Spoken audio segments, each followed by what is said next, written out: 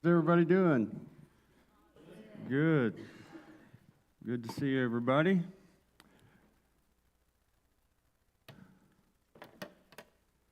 That was perfect. That was perfect.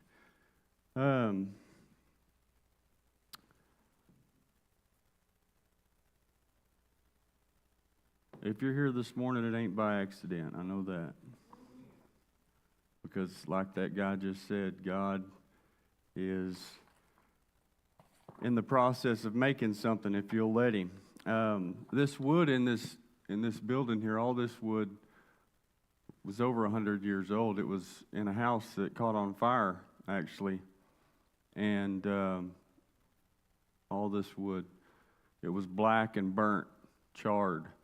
And I ran it through a planer and took that nastiness off of it that was just going to get thrown away and put it up in here to repurpose it, reuse it.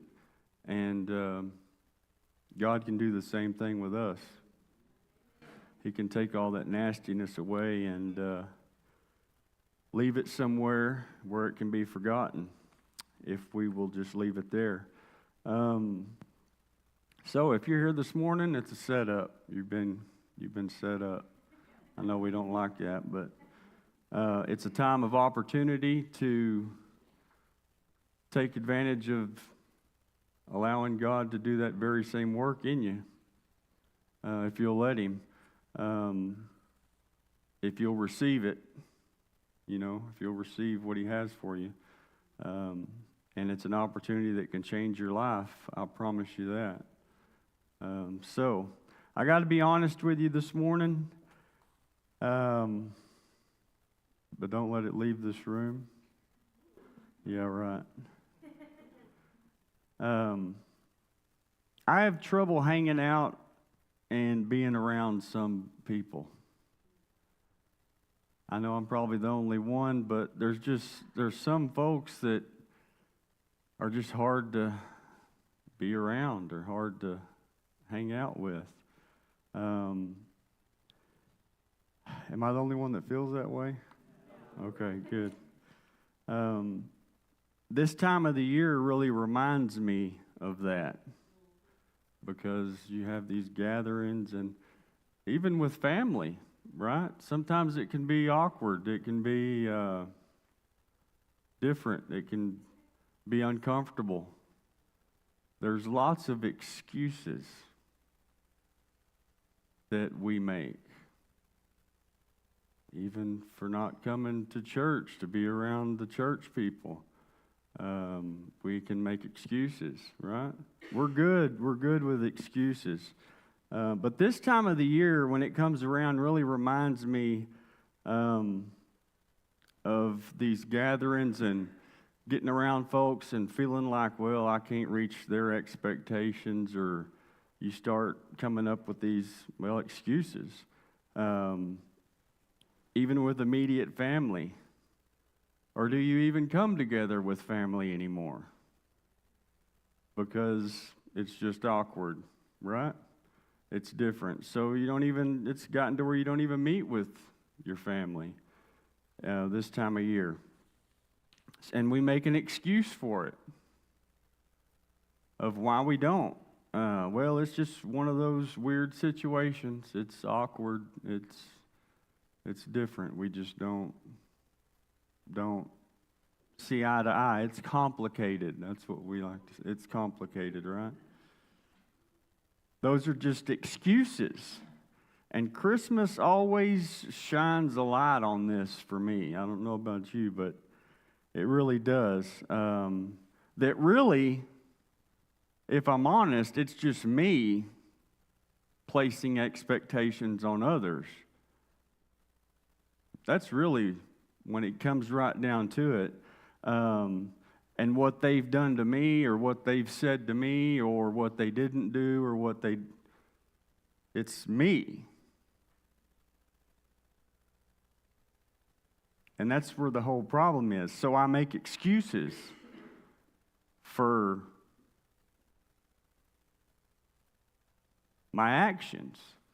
But what excuse do I have to judge somebody else? What excuse do I have to say, well, I'm going to stay away from those people? What excuse do I have to say, well, I'm not going to go hang out there or go over there because they're there or whatever? What excuse do I have for that? I'm just too busy, don't have time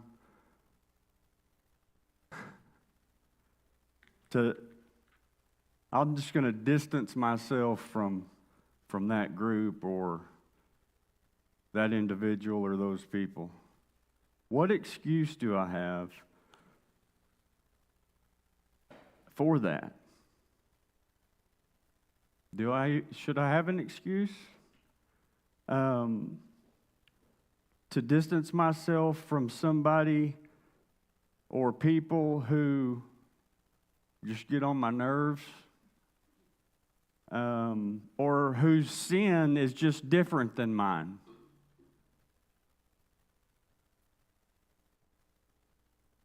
Because I think that's really, really where it's at. What right do I have to distance? What right do you have to distance yourself from people or from someone just because they sin different than you do?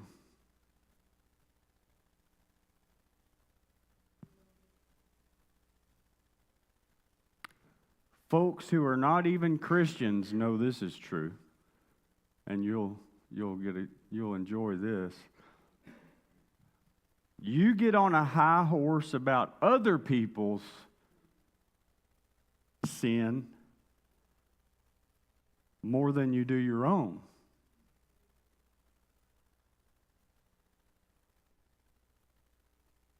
And the silence speaks.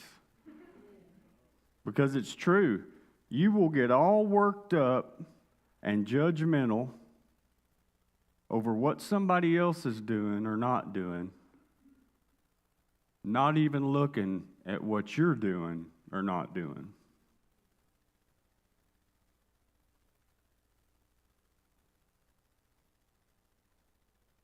Where somebody else is falling short, I mean, we do it. It's true. They do that, and they do this, and they go over there, and he said this, she said that. No, I ain't going over there. I ain't hanging out with them. Not if they are there. Not if they're there. I don't have time. I don't have the gas. I don't have the money. I got shopping to do. Excuses. We come up with excuses. But I got a question. Have you ever got as amped up about your own sin as you do over somebody else's?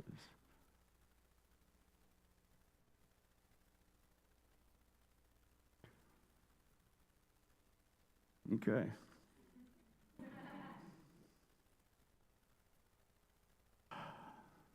You don't have to answer that, because it's no. You don't. That's the answer. We don't, and I don't. It's just the way we are. If you're not a Christian, you're like, yeah, that's why I don't. Because they say they're Christian, and all they want to do is look at where I fall short. And if you're a non-Christian, you've probably had a believer tell you before, well, you're doing this and you're doing that, and they ain't even bought into the same program. They're not even in the same club. You know what I'm saying? What right do we have to say they should be doing this or that when they're not even haven't bought into what you've bought into? But we want to place expectations of what somebody else should be doing, not looking at what we should be doing. I got enough problems of my own. I really don't need to take on anybody else's problems, really, because I can't handle my own mess most of the time. But that's just the way we are. And for a non-Christian, we don't even see things the same. They see the world completely different than I see the world. So to say, to be, if you are a Christian, we claim to be children of God, and then use every excuse we can come up with for why we don't want to be around these people or family or that person or whatever. Is that right? Co-workers, whoever it may be. You've got somebody, we claim to be Christians and make every excuse for why we don't share who Jesus is with people. Excuses. We claim to be Christians, but we don't want to talk about how Jesus has changed our life. Tell somebody our testimony. Share with somebody else what he's done for me. That requires being a giver, though, and looking away from self with them, from getting something. What's in it for me? Which is natural for us. We are just natural excuse makers. An excuse is, what is an excuse? Invalid reason for neglecting your duty. That's what an excuse is. I don't know if that's the proper definition, but that's what a guy told me one time, and it's just always stuck with me. I hadn't forgot it since he told me. It's an invalid reason for neglecting your duty. That's what an excuse is. And we are the best at coming up with excuses. Why are you late?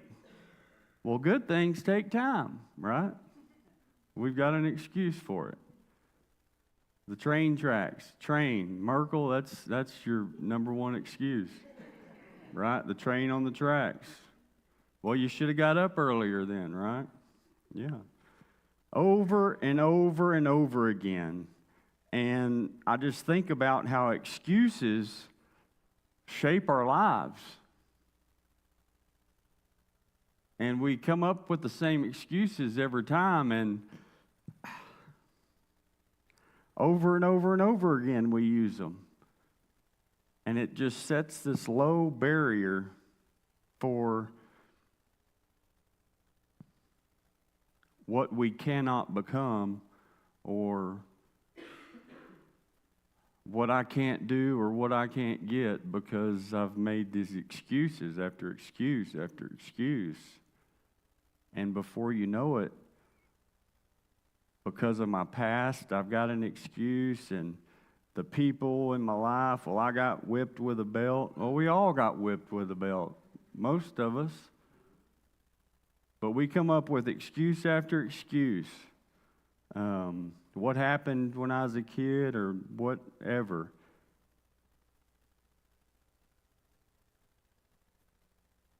And then we do the same thing when it comes to God.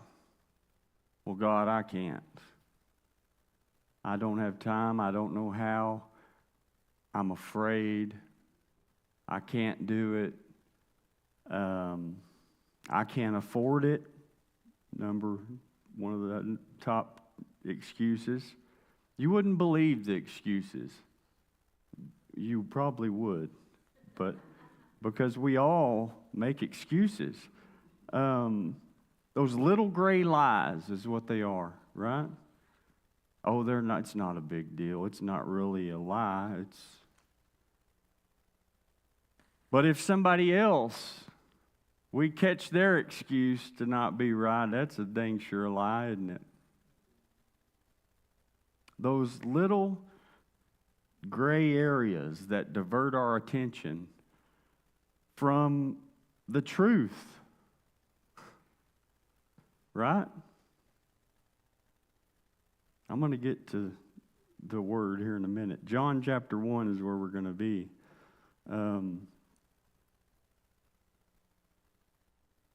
But they're little lies that divert our attention away from what the truth really is. Does anybody know what I'm talking about in here? Okay. Just want to be sure we're on the right page. Anytime we're faced with some type of weakness or some type of failure or some type of awkwardness or it's just complicated, we come up with excuses. Making excuses for everything we've chosen not to be, because really an excuse is we're making a choice, right? We're making a choice of what I choose or not choose to do. It's a choice.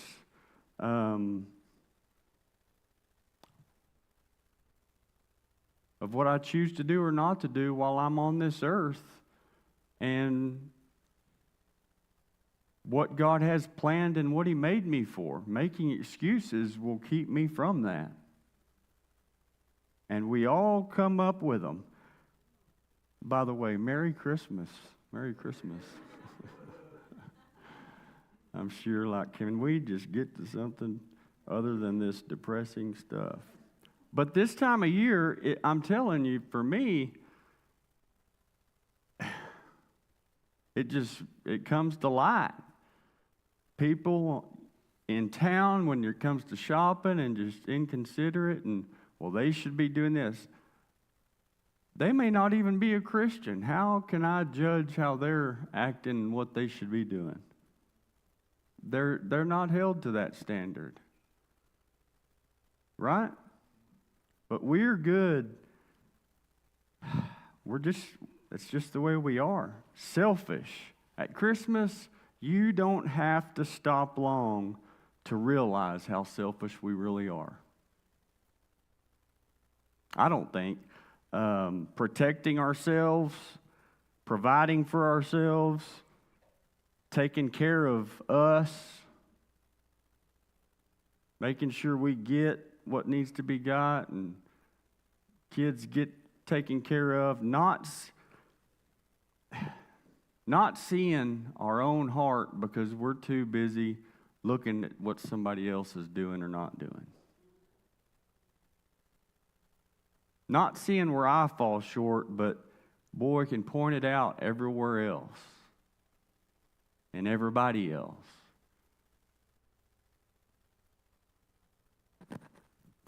Jesus didn't see eye to eye with the self-righteous. Did he? I mean, it was those that pointed out others' faults, not seeing their own faults, dismissing their own faults, that, and I know nobody here does that, but there are people that think they can hide from God. We kind of hit on that some last time we were together, last week. It wasn't just Adam and Eve that hid. Right? We are good at hiding and camouflaging in too. We can put on that smile like some of you ladies put on your makeup. We can look like and fit in, right? Even when in our mind we're saying, "Oh, I wish I was somewhere else. I wish if it was being played over the speakers, what we were really thinking, what would we be hearing right now?"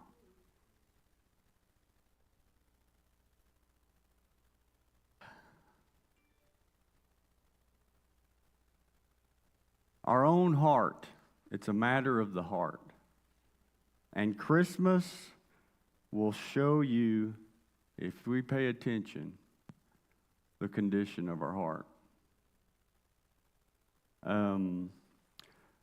Jesus, Emmanuel, God with us. Right? Well, I don't need any of that.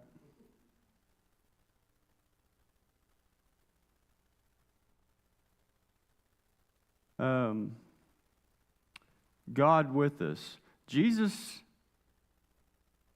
didn't say, well, I'm going to show up for a little bit and then get back to the house. Go just long enough to get my gift and get on back to what I got to do. Did he? No. God, through love, reached down and really, it's Christmas is all about love. It's a love story. And do we have those slides on there, David? No, sir? Okay. Oh, they didn't? Can you just pull up John chapter 1 and then we'll go to John chapter 4. And we'll hit on that. But if you don't have your Bibles, we'll get it up on the screen for you as well. If you need a Bible, we'd be glad to give you one. But Emmanuel, God with us. God came to dwell among us, right? God with us. Not show up for a minute and then get back to something different. God came to be with us and make his dwelling among us. That right there is love, again, stretching out from heaven to come and dwell, to be with you and I, who are imperfect. But Jesus was willing to leave his perfect place to come for you and I. For God so loved, right? For he so loved. So he left his perfect place for you and for me. So that we could live. Now, even though he was perfect, if the one who was perfect didn't separate himself from you and I, what gives you and I the right to say, well, I'm not going over there because they are there, or I'm not going there because of those kind of people? What gives us the right? You see what I'm saying? When Jesus, who is completely perfect, came to make his dwelling among us, to be a part of an imperfect people like us. Just something to think about. A man by the name of John,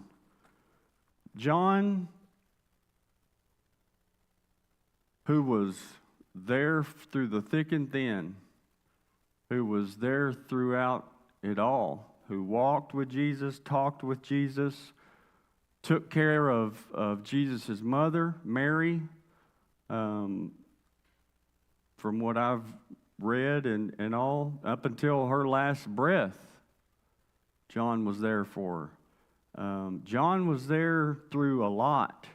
He was there through a lot of messes. I couldn't quit thinking about the questions he probably had for Mary while he was taking care of her. Same questions you and I would have had. John was a real man like you and I. So when we read this, I mean, John is the one that pretty much in one word described Jesus. Remember what that was? Love. That was John. And in John chapter 1, scroll down to verse 14. We hit on this last week there, the first part of it. But at verse 14, he says, and this was at just the right time. And John puts this, he says, the Word became flesh.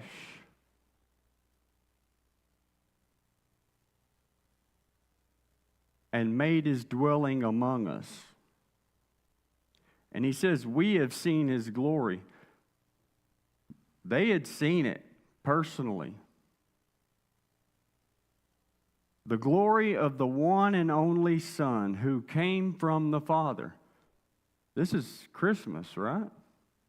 This is really what it's all about. That the Word became flesh and made his dwelling among us. The way in a manger, God came, Emmanuel, God with us. Go ahead and scroll down. Son, the one and only Son, hold on, back up a little bit, who came from the Father full of grace and truth. So he didn't come just preaching grace or just preach. It was full of grace and full of truth. You know, you got people these days saying, "Well, I don't go to that church because they're too much grace, not enough." But the glory of the one and only Son who came from the Father, full of grace and truth. John testified concerning him. He cried out, saying, "This is the one I spoke about when I said, 'He who comes after me has surpassed me because he was before me.' Out of his fullness we have all received grace in place of grace already given. For the law was given through Moses. Grace and truth came through Jesus Christ. No one has ever seen God, but the one and only Son, who is himself God, and is in closest relationship with the Father, has made him known." So he was the perfect. No one's seen God. All you have to do is look to Jesus if you want to know what God is like and was like. That takes away all our excuses.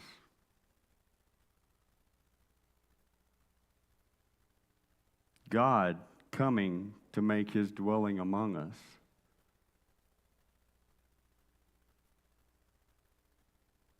What excuse do we have? That's really what Christmas is about right there. The one that is perfect coming to be with an imperfect people. Not separating himself, because he sure could have. If it would have been me, I would have been like, those people? I don't think so. After all, what have they done for me, right? But that's not how Jesus, God, seen it.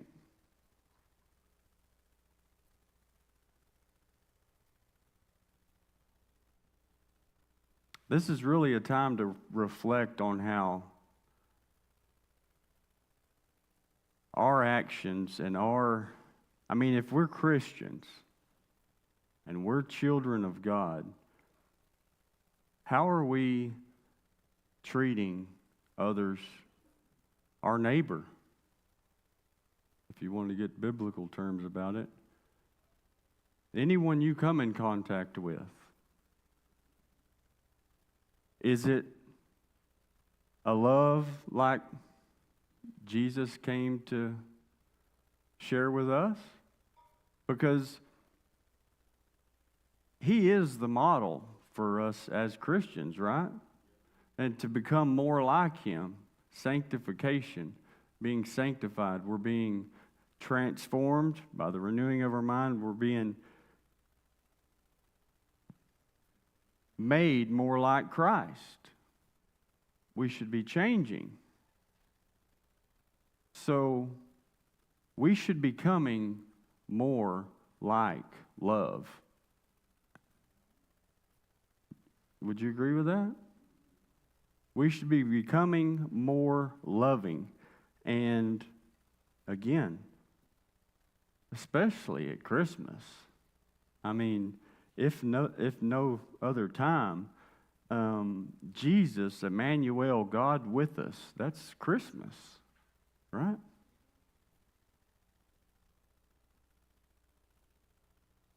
And I think we have, the more that I learn about the grace that He has, and mercy that He has given me, I would think the more grace and mercy I should be showing others. The more I realize how much of the nastiness that He has took off of me,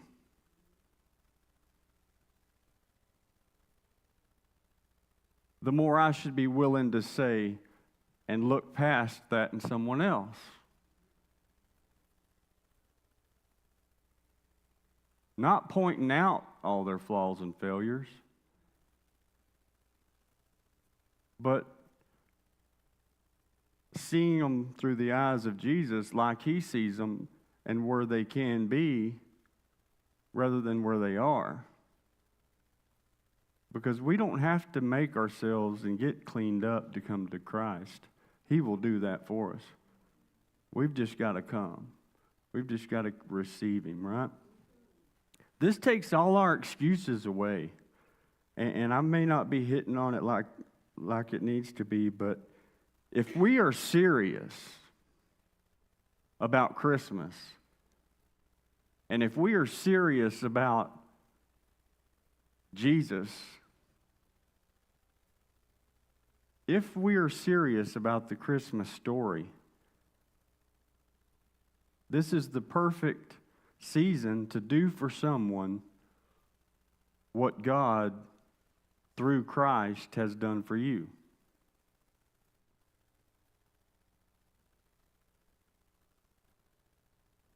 It takes away your excuse. Is it too much to ask to share the same thing that's been given for you? It is the gift. Jesus is the gift that never ends. It's the, man, but people want to say, well, you forgave them? You did that? Right? Because that's how the world sees it. But that's not how we should be seeing it, right? It's not how we should be. We should be different. If we're serious, if I'm a child of God, if I'm a Christian, like I say I am. Right? Okay. John also said this.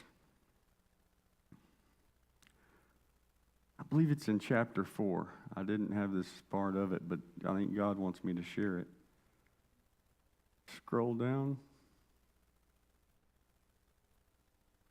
Oh, He had to go through Samaria. So that's a people that were not like Jesus, was it?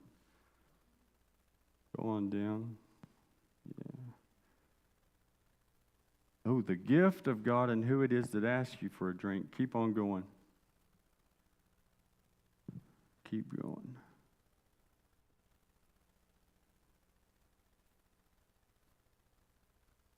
I think it's 19.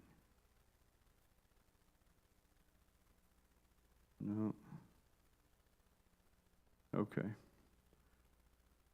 It's right there somewhere, wasn't it? John wrote, we love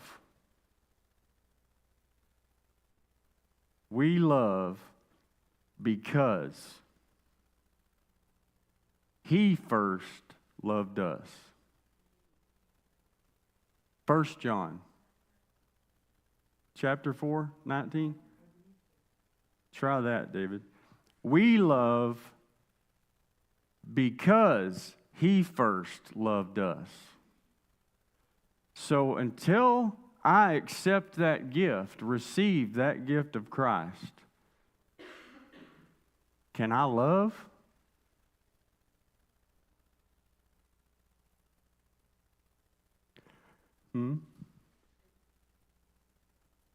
Okay. I'm sorry about that. So we love because he first loved us, right? And he goes on, if you back up to, I think, verse 9,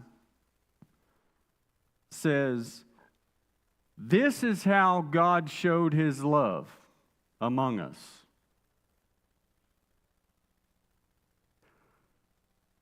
Right there. He sent his one and only Son into the world that we might live through him.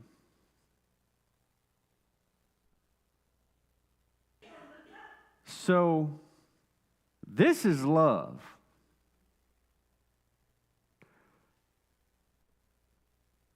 Not that we loved God, but that he loved us and sent his Son as an atoning sacrifice for our sins.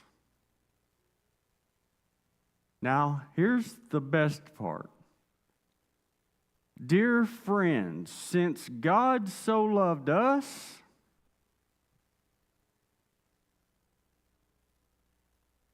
we also ought to love one another.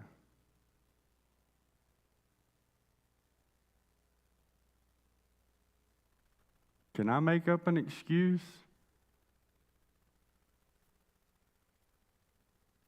It's just an invalid reason for neglecting my duty. And really, it's not a duty when it comes to sharing the love of Christ. It's not a duty. It's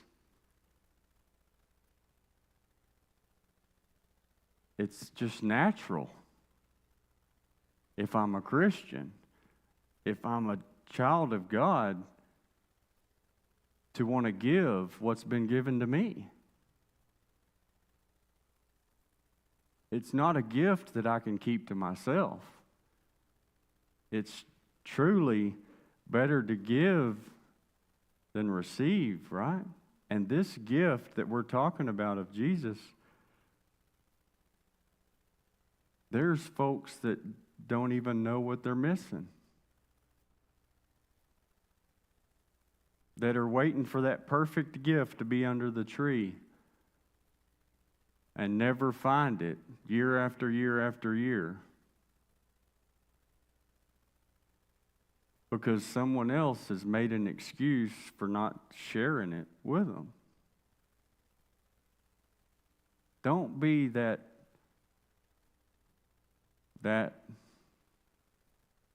person to neglect sharing Jesus with someone, of making an excuse.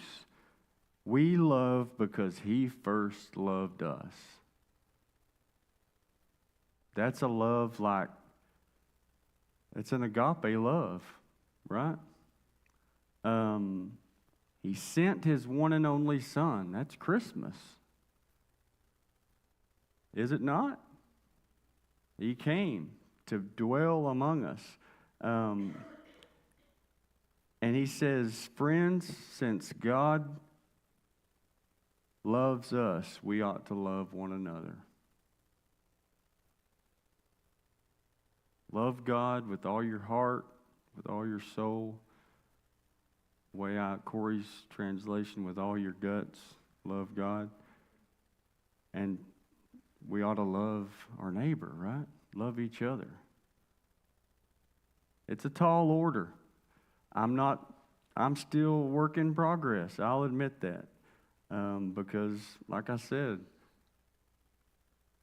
this time of year really shows me where my heart is, where I should be trying to become better, where I should be trying to change. God's showing me that, I don't have a right to be pointing out others' faults when I've got my own. I need to pull the log out of my own eye and quit pointing out the little splinter in somebody else's, right? We've all got our own problems. And that's where we should be focusing on. Allowing God to change us and becoming better as an individual so that we can be a part of the community and sharing the light for this world, for this dark world. We've got to be that light. Jesus came to be that perfect model for us, so we don't have an excuse. It's in His Word, that Word that became flesh. So before you get all fired up this morning, just remember that there is someone who has to love you even through all your shortcomings. There is someone who loves you with all your faults. There's someone who puts up with you and loves you and could be pointing all that out. So,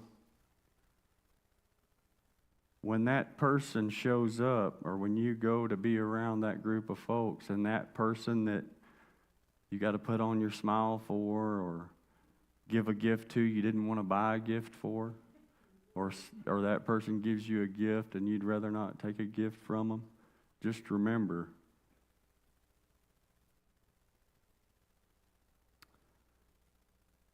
we should love them. Love them. What if we did that? It changed everything back then. It would change everything now if we just did that. So this Christmas, when you have that individual or group of people that kind of rub you the wrong way, just remember the reason God came. The reason for the season was you. In your imperfect mess. Christmas. Christ came to be with us even in our mess. Even in our mess. Even in our messed up situation we got ourselves into. So that we could do the same for people around us. Don't forget that part. That's the action. That's what we should be doing. That's your task this week. Really every day. That should be the goal, right? And the reason so many people live such miserable lives is because we make the choice to make excuses. Well, I can't do that. Rather than live by the truth. Right? I'm done. So,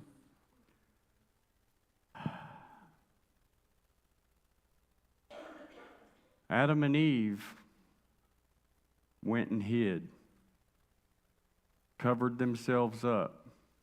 And the first question from God was what? Where are you? Who told you you were naked?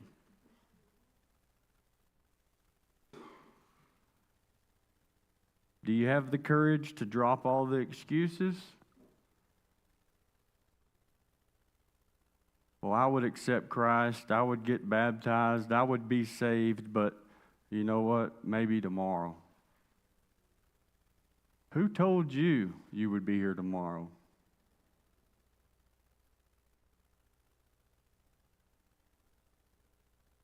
Don't let an excuse, telling you, all the excuses you use for not being who God called you to be,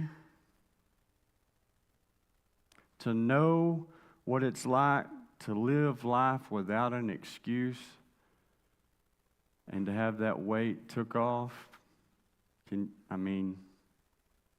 stand before God not blaming anybody else.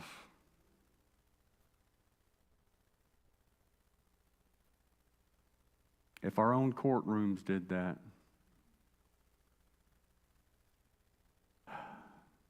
if you've never accepted Christ as your Lord and Savior, don't run from Him, run to Him.